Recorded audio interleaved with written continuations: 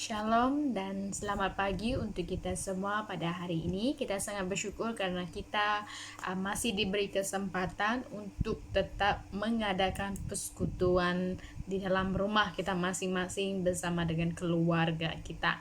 Nah, pada saat hari ini jemaat Tuhan, sebelum kita memulaikan segala sesuatu, mari kita berdoa terlebih dahulu. Saya akan memimpin kita di dalam doa. Mari kita berdoa. Bapa yang di surga, kami datang kepadamu pada saat hari ini. Segala puji dan syukur kami naikkan ke dalam tangan Engkau. Oleh karena sepanjang minggu ini ya Tuhan, Engkau telah menyertai kami, mencukupi segala keperluan kami, memberikan kami pelindungan penaungan yang daripada Engkau ya Tuhan. Dan Engkau juga telah memberikan apa yang kami perlukan di dalam kehidupan kami, serta di dalam kehidupan kami telah mempermuliakan dan mau terus melayani Engkau di dalam kehidupan kami. Tuhan, pada saat hari ini kami juga terus menyerahkan bagi atau cara kami ini ke dalam tangan Engkau. Kiranya Engkau juga terus menyertai dari permulaan pertengahan sampai akhirnya, dan begitu juga dengan setiap pribadi jemaat Tuhan yang berada di rumah mereka masing-masing. Kiranya Engkau juga terus melawati mereka ya Tuhan pada saat hari ini di mana mereka mengadakan kebaktian bersama-sama dengan keluarga mereka. Tuhan, kiranya Engkau juga terus memberkati di dalam kami akan belajar melalui firman-Mu pada saat hari ini. Biarlah melalui firman-Mu ya Tuhan menjadi kekuatan bagi setiap pribadi kami dan menjadi dorongan bagi kami untuk kami terus menjalani kehidupan kami pada saat hari ini ya Bapa. Bapa, biarlah Engkau juga terus menggunakan pakaikan hamba-Mu di saat hamba-Mu berbicara pada saat hari ini. Biarlah semuanya itu adalah yang daripada Engkau ya Tuhan. Pakailah hamba-Mu ya Tuhan seturut dengan kehendak Engkau. Dan sekali lagi kami menyerahkan atau cara kami dari permulaan pertengahan sampai akhirnya. Dan inilah doa kami di dalam nama Tuhan Yesus. Kami telah berdoa serta mengucap syukur. Amin. Oke, selamat pagi sekali lagi saya ucapkan untuk kita semua.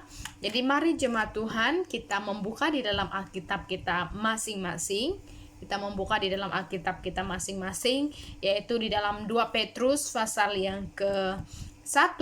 Kita akan membaca ayat yang ke-1 sampai yang ke-9 ya. 2 Petrus pasal yang ke-1 ayat 1 sampai yang ke-9. Saya akan membaca untuk kita di dalam 2 Petrus pasal yang ke-1 ayat 1 sampai yang ke-9. Dari Simon Petrus, hamba dan rasul Yesus Kristus, kepada mereka yang bersama-sama dengan kami memperoleh iman oleh karena keadilan Allah dan juru selamat kita Yesus Kristus. Kasih karunia dan damai sejahtera melimpahi kamu oleh pengenalan akan Allah dan akan Yesus Tuhan kita. Karena kuasa ilahinya telah menganugerahkan kepada kita segala sesuatu yang berguna untuk hidup yang saleh oleh pengenalan kita akan Dia yang telah memanggil kita oleh kuasanya yang mulia dan ajaib. Dengan jalan itu Ia telah menganugerahkan kepada kita janji-janji yang berharga dan yang sangat besar, supaya olehnya kamu boleh mengambil bagian dalam kordiat ilahi dan luput dari hawa nafsu duniawi yang membinasakan. Justru karena itu, kamu harus dengan sungguh-sungguh berusaha untuk menambahkan kepada imanmu kebajikan, dan kepada kebajikan pengetahuan, dan kepada pengetahuan penguasaan diri, kepada penguasaan diri ketekunan, dan kepada ketekunan kesalehan, dan kepada kesalehan kasih akan saudara-saudara, dan kepada kasih akan saudara-saudara kasih akan semua orang. Sebab apabila semuanya itu ada padamu dengan berlimpah-limpah, kamu akan dibuatnya menjadi giat dan berhasil dalam pengenalanmu akan Yesus Kristus Tuhan kita.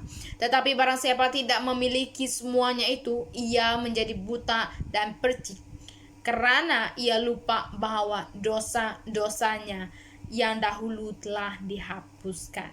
Nah, melalui ayat pembacaan kita, saya mengangkatkan satu tema ya untuk kita menjadi renungan kita pada saat hari ini, yaitu keadilan Tuhan yang menyelamatkan. Keadilan Tuhan yang menyelamatkan.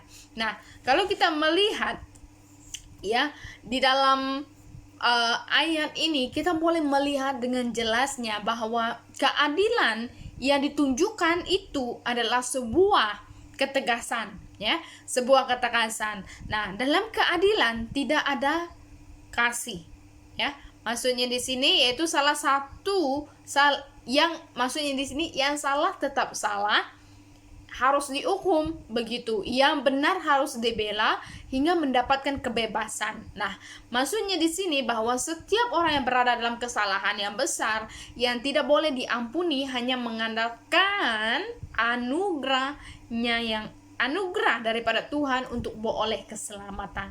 Jadi, keadilan Tuhan harus tetap dijalankan. Setiap orang yang berdosa ya harus dihukum mati begitu. Nah, jadi kita sebagai manusia yang berdosa, ya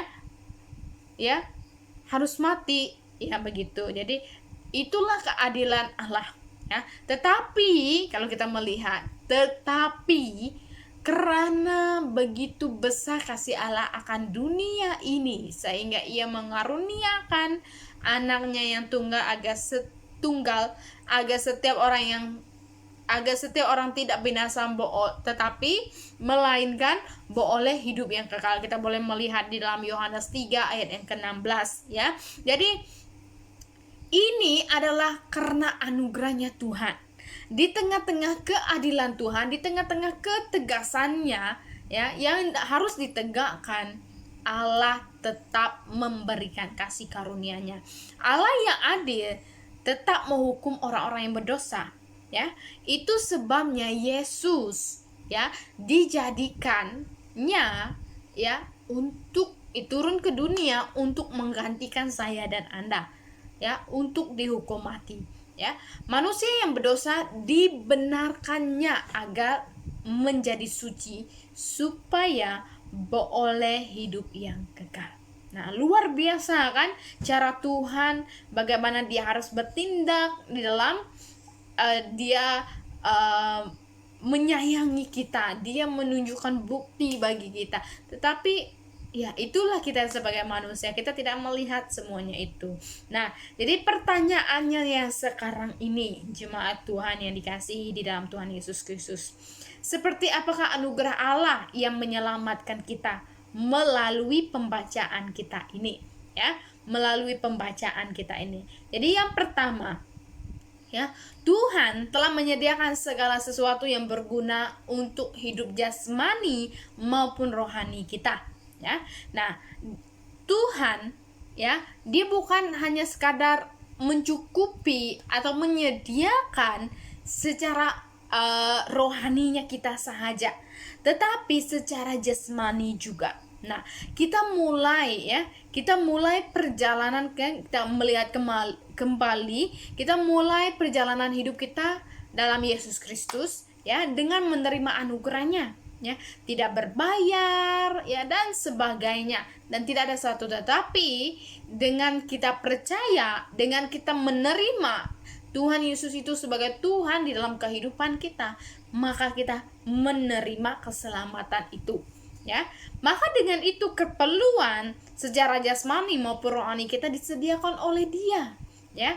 Jadi segala sesuatu disediakan oleh anugerahnya. Jadi untuk hidup jasmani maupun rohani, dia bukan satu saja tetapi merangkumi semua.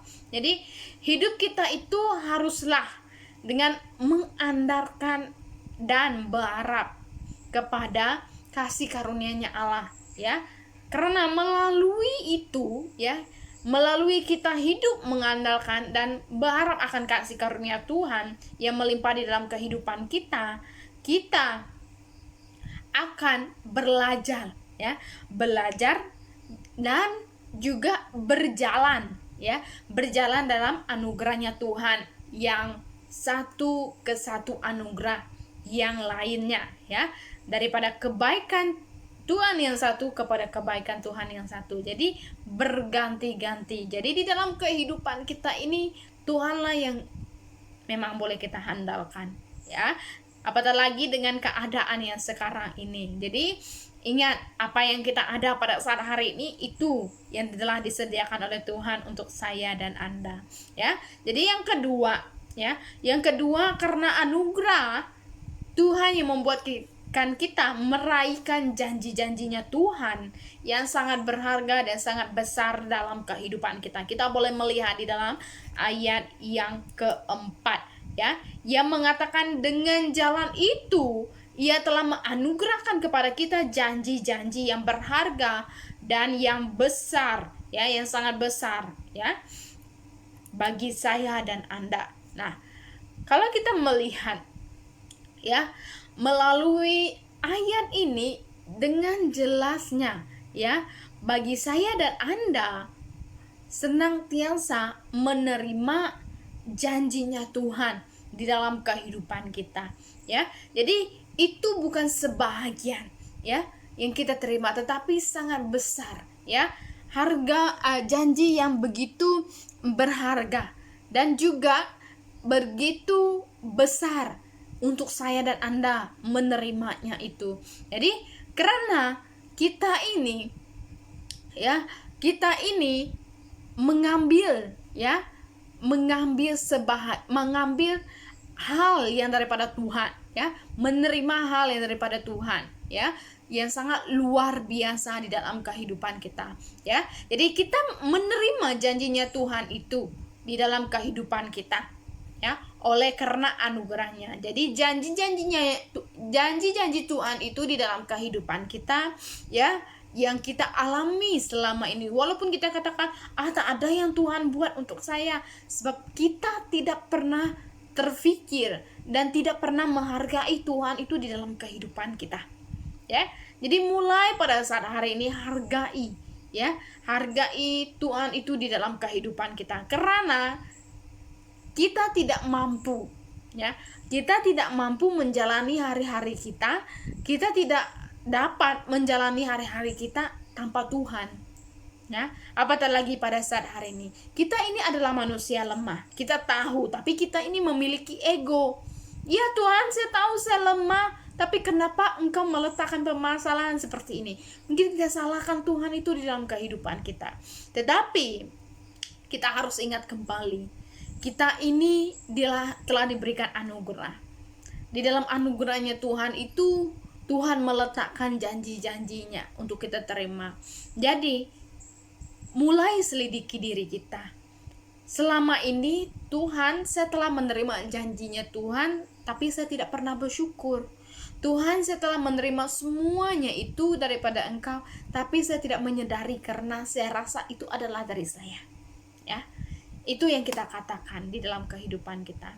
Jadi mulai pada saat hari ini, ingati diri kita bahwa saya ada pada saat hari ini oleh karena janji-janjinya Tuhan. Apa yang saya terima selama ini adalah yang daripada Tuhan di dalam kehidupan kita, ya. Jadi maka dengan itu, saudara-saudari yang dikasihi di dalam Tuhan Yesus Kristus, lemahnya kita, ketidakkuatnya kita, belajarlah untuk mengandalkan Tuhan itu di dalam kehidupan kita. Jadi yang ketiga, anugerah Tuhan itu memberikan kita pertumbuhan iman di dalam ayat yang kelima sampai ayat yang ketujuh, ya. Jadi di sini kita melihat sebuah dorongan daripada Tuhan. Justru karena kita telah menerima anugerahnya Tuhan, maka kita bertumbuh secara rohani, ya. Jadi tambahan pula iman kita, tambahkan iman kita dalam kebajikan, pengetahuan, penguasaan, ketekunan, kesalehan, kasih akan saudara-saudara, kasih akan semua, ya. Jadi anugerah yang kita terima itu bukan hanya untuk kita miliki, ya, bukan untuk kita miliki, tetapi merangkumi dengan orang yang di sekeliling kita, ya. Jadi kalau kita melihat Paulus melakukan hal yang sama dilakukan oleh dia di jemaat di Korintus, ya. Keadaan jemaat di Korintus pada waktu dulu kita tahu bahwa tidak ada yang bijak, tetapi akhirnya banyak yang bijak. Dahulu tidak ada yang berpengaruh, tetapi akhirnya banyak pengaruh. Dahulu tidak banyak orang yang memandang, tetapi akhirnya banyak yang terpandang. Semuanya itu oleh karena apa? Semuanya itu oleh karena anugerah yang daripada Tuhan, ya. Jadi kita dulunya tidak berguna, tetapi bila kita diangkat, kita diambil oleh Tuhan, kita menyerahkan kehidupan kita, kita melihat bagaimana orang menghargai kita. Dulu karakter kita sangat buruk, ya. Oleh anugerah yang daripada Tuhan, kita diperbaharui dari hari ke hari, ya. Dulu kita sikapnya begini, tetapi oleh karena anugerahnya daripada Tuhan, kita boleh merubah dari hal yang tidak baik kepada yang baik. Dulu kita tidak pernah menjadi berkat, tapi kita diubah. Karena kita menerima berkat, ya saya harus menjadi berkat di dalam kehidupan kita. Jadi anugerah Tuhan itu yang memberikan kemampuan bagi kita untuk kita mengalami pertumbuhan secara rohaninya kita di dalam kehidupan kita, ya.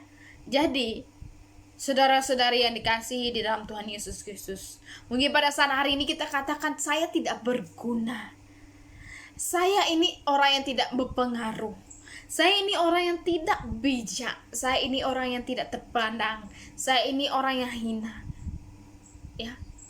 Bila kita mau dipakai oleh Tuhan. Tetapi bila kita membiarkan Tuhan itu di dalam kehidupan kita, Tuhan pakailah saya mau melayani seturut dengan panggilan-Mu. Maka dengan itu perlahan-lahan kita menikmati pembaharuan di dalam kehidupan kita, ya. Dia tidak secara mengejut, dia perlahan-lahan, ya, dengan kesiapan hati kita, ya, itu di dalam kehidupan kita. Dan yang keempat, anugerah Tuhan dapat bertambah-tambah besar di dalam kehidupan kita. Kita boleh melihat di dalam ayat yang ke-8. Sebab apabila semua itu ada padamu dengan berlimpah-limpah, kamu akan dibuatnya menjadi giat dan berhasil dalam pengenalanmu akan Yesus Kristus Tuhan kita. Nah, kalau kita melihat di sini, kerohanian kita diawali dengan kita menerima keselamatan, betul? Ya, dan anugerahnya daripada Tuhan, ya. Setelah itu kerohanian kita secara perlahan-lahan bertumbuh, ya, bertumbuh. Tetapi ketika kerohanian kita bertumbuh, ya, maka kita makin mengenal Tuhan di dalam kehidupan kita. Dengan pengenalan yang baik pula, maka anugerah Tuhan itu makin besar di dalam kehidupan kita. Ya, itu adalah skala putaran di mana kita menerima Tuhan sampai kepada saat ini. Tetapi jika kita menerima Tuhan, ya, di dalam kehidupan kita, kita tidak mau bertumbuh. Ya, untuk apa Tuhan? Saya kan sudah menerima, saya pasti saya memiliki keselamatan. Ya. Kita tidak mau berubah, kita tidak mau mengenal Tuhan, tetapi di saat kita memerlukan sesuatu yang daripada Tuhan, memerlukan apa yang kita maukan daripada Tuhan, kita tuntut Tuhan itu di dalam kehidupan kita. Tapi kita lupa untuk melakukan sesuai dengan firman Tuhan di dalam kehidupan kita. Saudara-saudari yang dikasihi di dalam Tuhan Yesus Kristus, kehidupan iman kita yang bertumbuh itu terlihat dengan nyatanya di dalam kehidupan kita, ya. Kalau kita katakan, oh saya telah mengenal Tuhan secara pribadi dan saya telah bersama-sama, itu 40 tahun, 50 tahun, tapi kalau kita tidak melakukan ini, tidak ada gunanya di dalam kehidupan kita. Nah, jadi kita harus melakukan ini di dalam kehidupan kita. Nah, daripada pembacaan kita tadi, kita dapat ada 7 elemen dasar yang terlihat dalam pada pertumbuhan iman dan kerohanian kita, ya, yaitu kebijakan, ya. Pertama, kebijakan, ya, perbuatan yang baik ataupun kebaikan yang harus dilakukan untuk melengkapkan iman kita kepada Tuhan sehingga itu menjadi sempurna. Bahwa iman itu sangat penting di dalam kehidupan orang yang percaya, yang tidak boleh dibantah.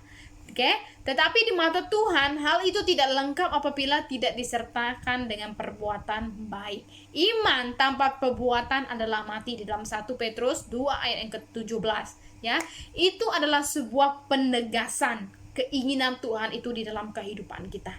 Ya, iman tanpa perbuatan adalah mati. Ya, kalau selama ini kita belum melakukan kebaikan ya dengan orang di sekeliling kita, tapi kita mengatakan saya ini orang beriman, ya mulai melangkah, mulai menyadari, ya.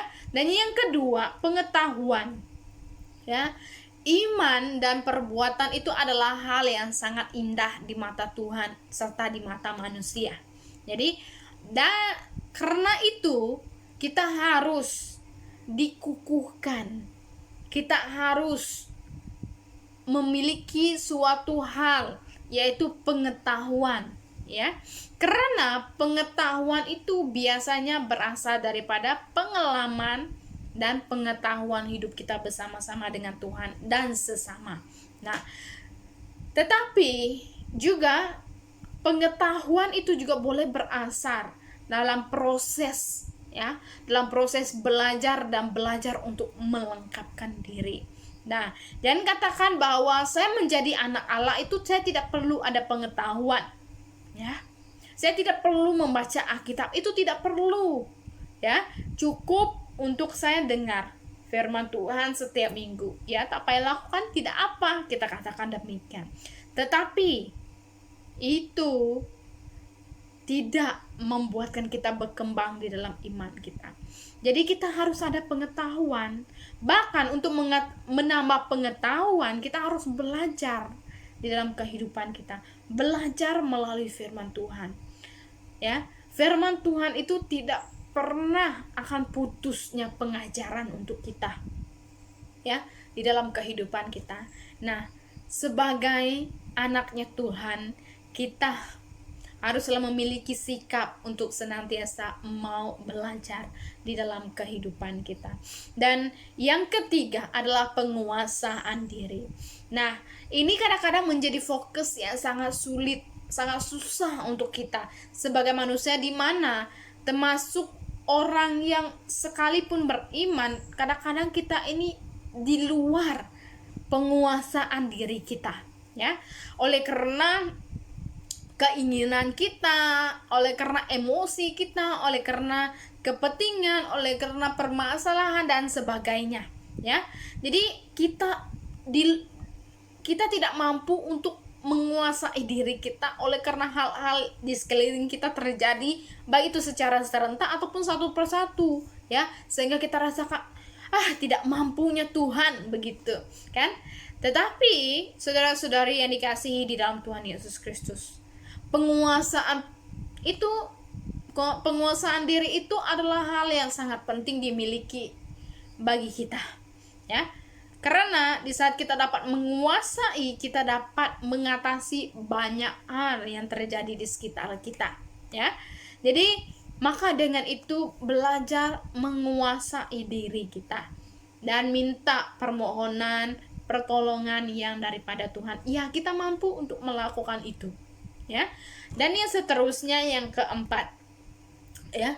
Yang keempat, ketekunan. Banyak orang pintar daripada segi akal, ya, tetapi kurang bertekun, sehingga cenderung kepada kegagalan, ya. Di saat mulai perjuangan di dalam kehidupan, ia bersemangat, bersungguh-sungguh, tetapi karena ketekunannya yang kurang, banyak hal yang dialaminya. Nah, kenapa dikatakan? Karena banyak di saat orang mulai mengenal Tuhan, ya, kalau kita melihat, ya, banyak yang terjadi di saat mereka bersemangat, memiliki suatu yang mendorong mereka terlebihnya, ya. Di saat mereka memiliki berkat yang besar daripada Tuhan, ya, mereka bersemangat. Tapi di saat mereka menghadapi sesuatu, mereka kecundang juga, ya. Ini banyak hal yang terjadi, ya. Bukan dikata-kata, bukan direka-reka, tetapi ini banyak yang terjadi, ya. Jadi maka dengan itu, saudara-saudari, apapun yang kita hadapi di dalam dunia ini, milikilah ketekunan, ya. Ketekunan itu menjadi dasar motivasi yang kuat untuk kita. Prinsip-prinsip, ya, yang mantap bagi kita. Karena di saat kita memiliki visi dan misi yang jelas di dalam diri kita, ya, untuk apa yang saya lakukan, kenapa saya lakukan, dan sebagainya persoalan kita, baik di dalam pelayanan kita, kita tidak mudah gagal, ya. Kita tidak mudah gagal karena kita bertekun, ya, dengan melakukan tugas yang daripada Tuhan. Dan yang kelima, kesalehan. Ini adalah ciri dari orang-orang yang beriman. Punya ketaatan, kesetiaan, penyerahan diri yang sesungguhnya kepada Tuhan. Jadi kita hidup di tengah-tengah lingkungan dunia yang berdosa, ya. Kita harus belajar, ya, untuk tidak jatuh ke dalam dosa.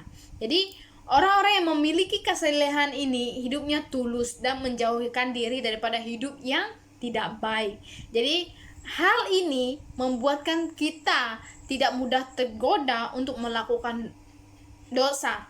Bahkan suatu yang kita miliki di dalam diri kita yaitu rasa takut akan Tuhan, ya. Tetapi kebanyakan orang katakan, oh tak apalah, kita tahu Tuhan melihat perbuatan kita, tetapi kita katakan saya lebih takut daripada ketika manusia lihat saya. Tak apalah Tuhan, kali ini saja. Mungkin kita katakan demikian. Tapi pada saat hari ini mulai belajar, saudara-saudari, untuk kita tetap hidup dalam kesalehan di dalam kehidupan kita. Yang keenam, kasih akan saudara.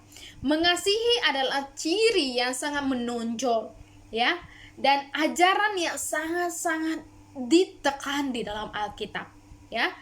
Karena ciri ini suatu ciri yang harus diterapkan oleh setiap pribadi kita, ya. Karena melalui ciri ini kita boleh melihat sikap toleransi, ya, dan juga betapa pentingnya rasa di dalam sebuah perhubungan persaudaraan, ya. Itu. Jadi di saat kita bersama, kebersamaan yang kita jalani bersama-sama dengan saudara-saudari kita itu harus kita dasarkan dengan kasih, ya.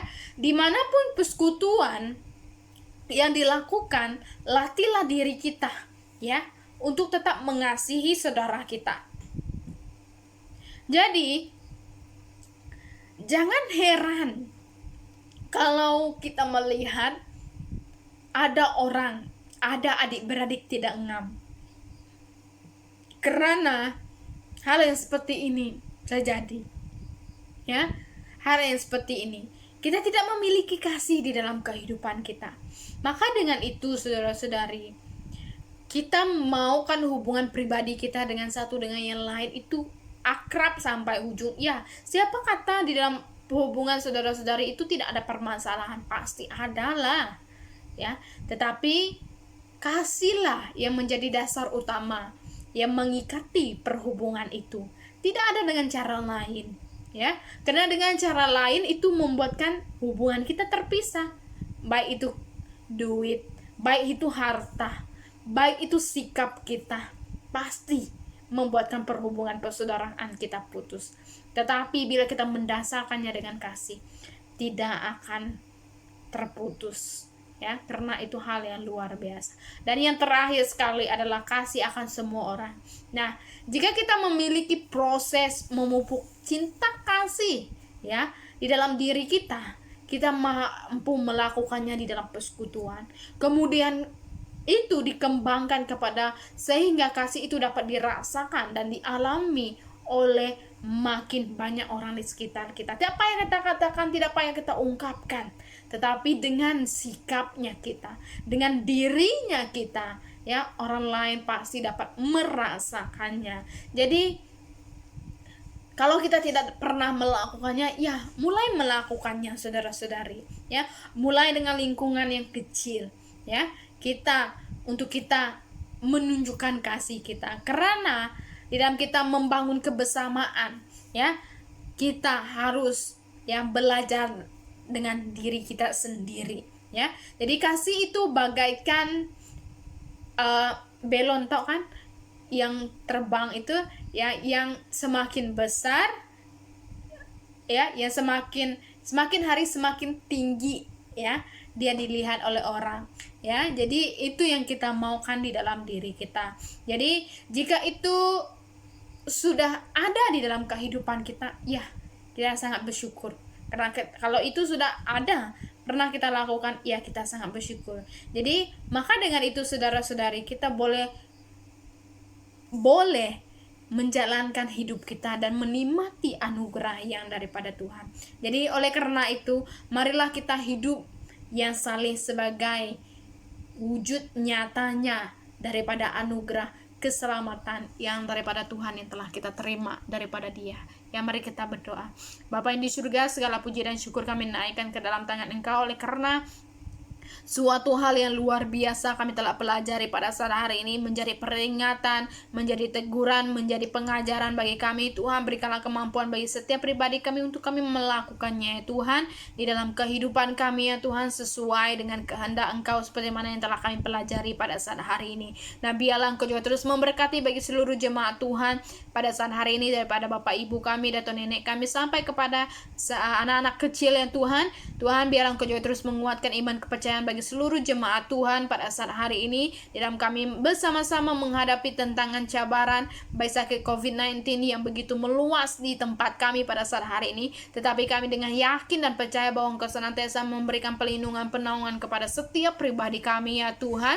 Dan biarlah juga, ya Bapa, Engkau juga terus memperhatikan kami kemanapun kami pergi, dimanapun kami berada, ya Tuhan. Tuhan, biarlah Engkau juga terus mencukupi seluruh keperluan kami pada saat hari ini, baik daripada keperluan jasmani maupun rohani kami, ya Tuhan. Dan biarlah kami terus melihat Engkau sebagai Tuhan dan Juru Selamat. Tuhan, biarlah Engkau juga terus memberikan kekuatan, kesehatan kepada seluruh pribadi kami pada saat hari ini.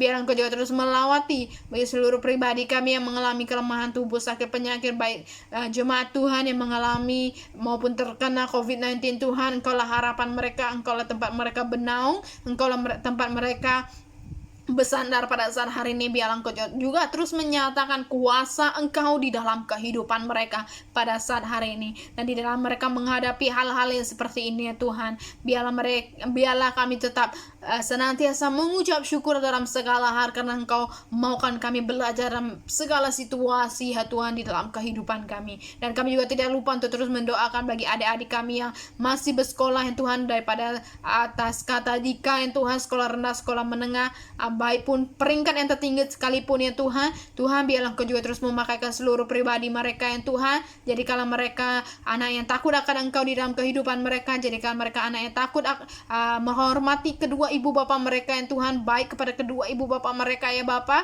Dan biarlah Engkau juga terus memberikan mereka semangat untuk mereka belajar, daya ingatan yang kuat, dan hikmat pengetahuan yang daripada Engkau, ya Tuhan, di dalam kehidupan mereka. Tuhan, kami juga terus menyerahkan bagi saudara-saudari kami, jemaat Tuhan, yang bekerja dimanapun mereka pergi, melangkah keluarnya mereka. Biarlah Engkau juga terus menyertai mereka, baik mereka bercucuk tanam, ya Tuhan.